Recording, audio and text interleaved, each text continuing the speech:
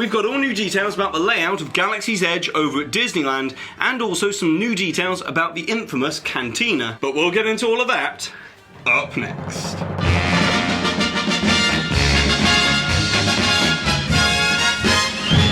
Hi there Waltoneers, I'm Jack. This is DSNY Newscast, and before we get into it for today, I just want to make a very quick announcement as this upcoming Sunday at 6 PM Eastern Standard Time, I'm going to be joining Josh and Jenna from Resort TV 1 over on their channel to have a live stream where we're going to be discussing all of the latest coming to Walt Disney World in the next year. And it would be really great to see as many of you as possible come along and join us for a live chat this Sunday at 6 PM Eastern.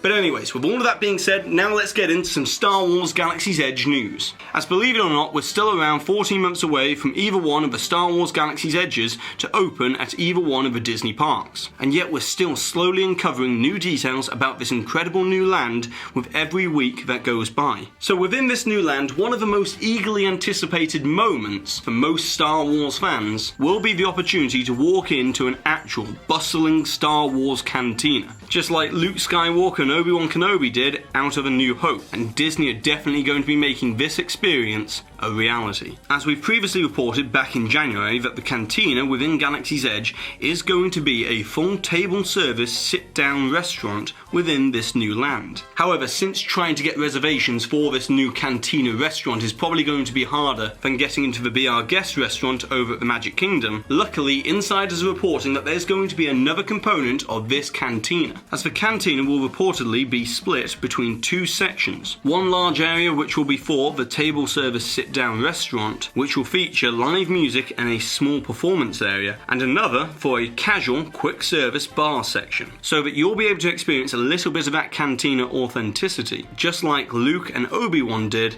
but without having to make a reservation. But to get a better understanding of how the Cantina will fit within Galaxy's Edge, let's dissect the layout of the land. As recently, the reputable insider of Marnie 1971 over on the WDW Magic forums gave more insight on the layout of Galaxy's Edge. But instead, let's overlay this information from Marnie 1971 on the latest satellite images provided by Nearmap of Disneyland's version of Galaxy's Edge, as more of the buildings have been constructed, whereas as you can see with Walt Disney World, they are still a couple of months behind. So let's start off with this area here, as this block unit will be where a set of restrooms will be located within the new land, and also the quick service restaurant, which we are still awaiting official details on its theming and its name. But we also know that this section here right next to it will be for the indoor and partially outdoor seating area for this quick service restaurant. So in the context of the Star Wars land model,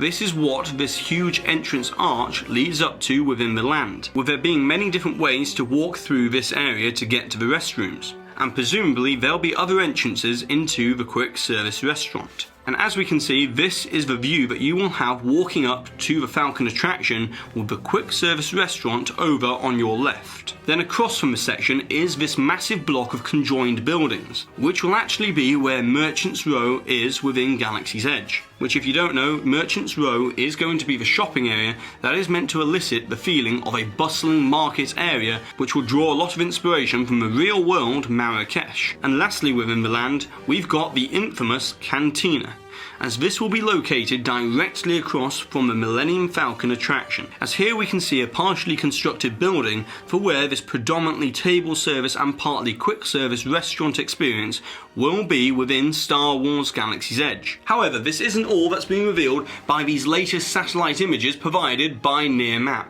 as we've also received our first initial glimpse at the construction only just beginning on the replica of the Millennium Falcon that will sit outside the front of the Millennium Falcon attraction. Meanwhile, over at Walt Disney World's version of Galaxy's Edge, blogmickey.com came across something rather interesting when travelling into Hollywood Studios a couple of days ago, where he spotted the projection domes that will be used for each one of the cockpits within the attraction. And if you'd like to learn more about how this attraction will integrate with the domes, I highly recommend going and checking out his article, and I'll leave a link down below. But now let's move move on to some news which will affect guests at both Disneyland and Walt Disney World, as Disney have announced that this summer they'll be launching a brand new app called Play Disney Park. And what's really cool about this app for iPhone and Android is that whilst you're waiting in line at an attraction, you'll receive customized gameplay and also interactions with your surrounding environment depending on where you are within that Disney park, which in my opinion is a brilliant way to gamify the classic Disney park experience. Oh, and also on a quick note, you've also got to love how this app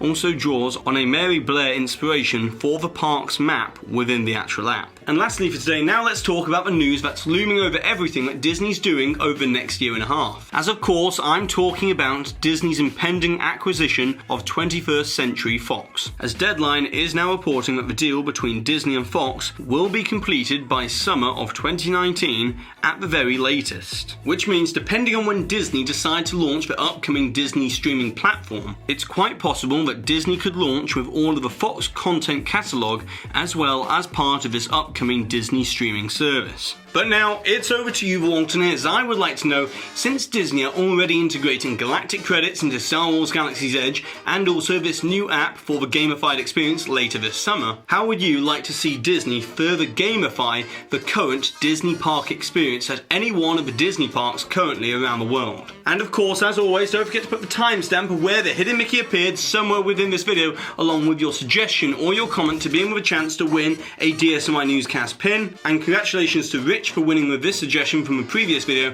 where we were talking all about the Incredicoaster coming to Pixar Pier. And so that's it for today, so go ahead and subscribe down below if you're new to this channel, hit that notification icon, and if YouTube does its job properly, hopefully you'll all get notified whenever a new DSNY Newscast video comes out. And if you're not getting notified, all I can suggest at the moment is maybe go ahead and just check whether that bell notification icon is switched on again and YouTube haven't turned it off. And if you've enjoyed today's video, go ahead and give this video a massive thumbs up, as it really does help this channel out. And now I'm handing on over to you, the Waltoniers, to sign us off for today. My name is Greg. My name is Phil. From snowy Pennsylvania. USA. And I've been Jack. And you've been you. And we'll see you real soon.